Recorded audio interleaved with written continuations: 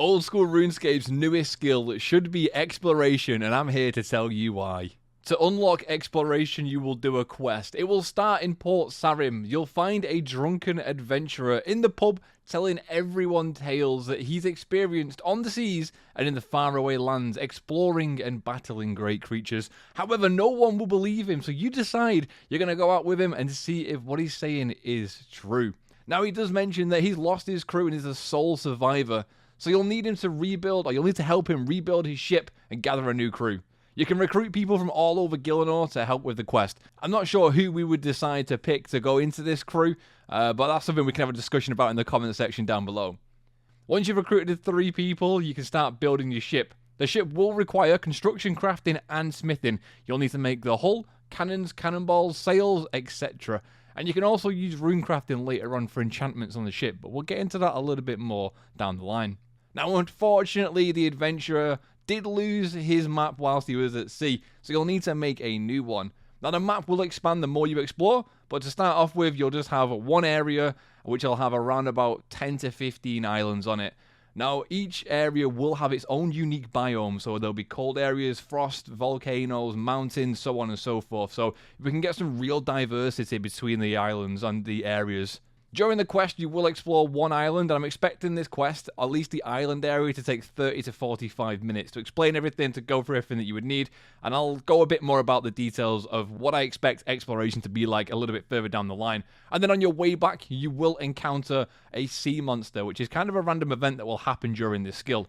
And unfortunately, whilst you're battling the sea monster, the drunken adventurer will sadly die. You are the captain of the ship. You go back to the pub and you have a conversation with the entire pub and explain that what the drunken adventurer was saying was all true, and there's a new land to explore beyond Gielinor. You're now free to explore the outside lands of Gielinor. The quest will reward you with exploration XP, and you'll also be given a lamp to use on any skill above level 30. Now, the reason I want that to be on any skill except for exploration, of course, is because you will use every single skill whilst doing this skill. You'll also gain access to a tool belt, which will be used for exploration only, and you can use it to store tools in. Now, if players wanted this, we could also have a version for the main game where you can store your tools and upgrade things, but I know that's a touchy subject in the community, so I'm going to keep quiet on that for now. But you would get one for exploration, and you'll see why a little bit later on.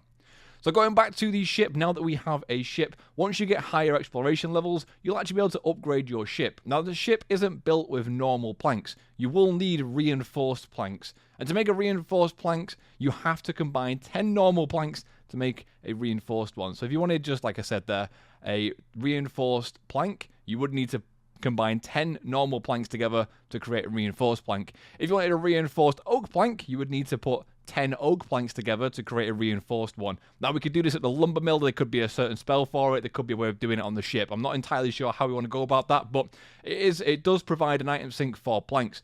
You'll also need to build cannons, starting off with like bronze cannons, going all the way up to rune cannons if we want them. Same with the cannonballs and stuff like that. Gives us a bit of diversity. And of course, whilst you're out sailing, your ship can be damaged. You can lose cannons. You can get holes in your hull. Your sails can be ripped.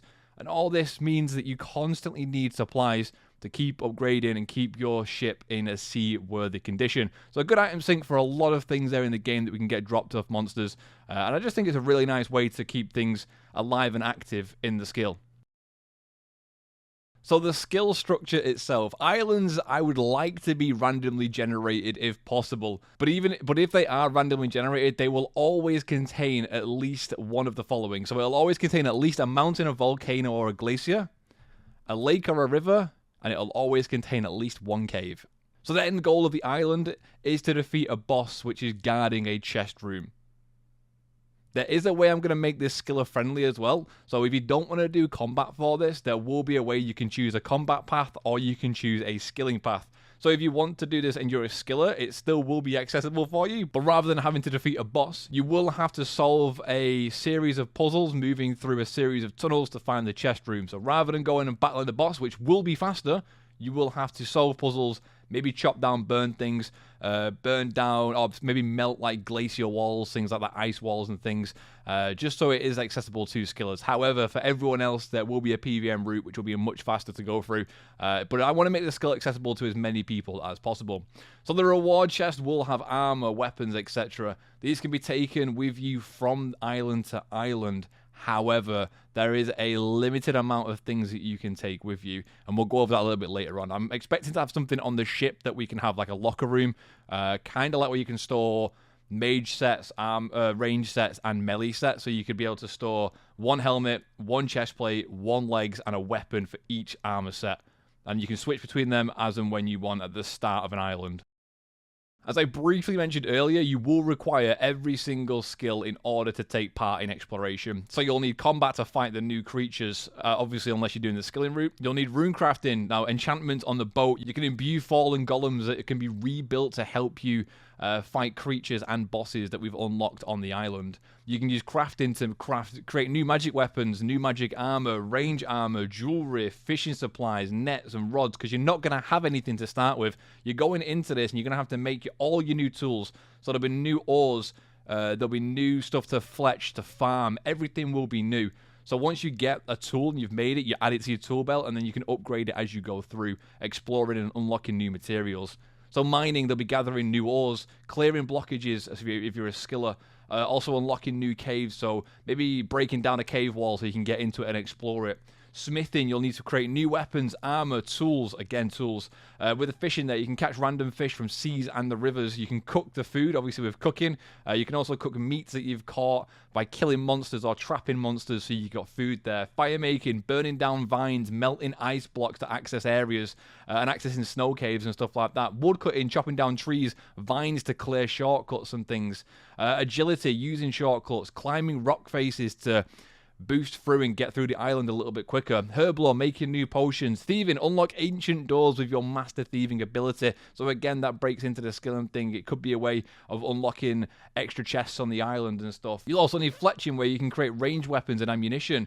You'll need slayer levels to kill high-level unique monsters that have yet to be discovered. Farming, you'll need to be able to plant seeds that you gathered from the island to create new potions. Construction, will be used to build a base camp and upgrade your ship. Hunter, you can set traps to catch creatures for their hides for your range armor, fur maybe for boots and things, or even, again, range mage armor, melee armor if you want to, and of course meat, where you can cook and eat the food. So the content will be soloable, however, you'll be able to do it in up to teams of 5 as well, so you can set sail as a solo player, or you can set sail with your friends.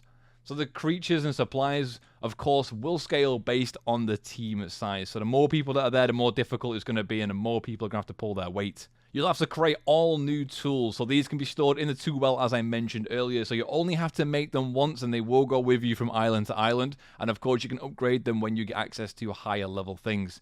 So there will be a base camp as well, and this will be similar to a prep room in raids. So it will contain a storage chest, a farming patch, a loom, a furnace, basically everything you're going to need in order to upgrade your armor, gears, and make everything you want. Now, I'm not too sure how this is going to work. It could be located on the ship, and it could be automatically unloaded when you get to shore. So as soon as you kind of load up on the map, your base camp will be there, because you and maybe your crew will have unloaded it.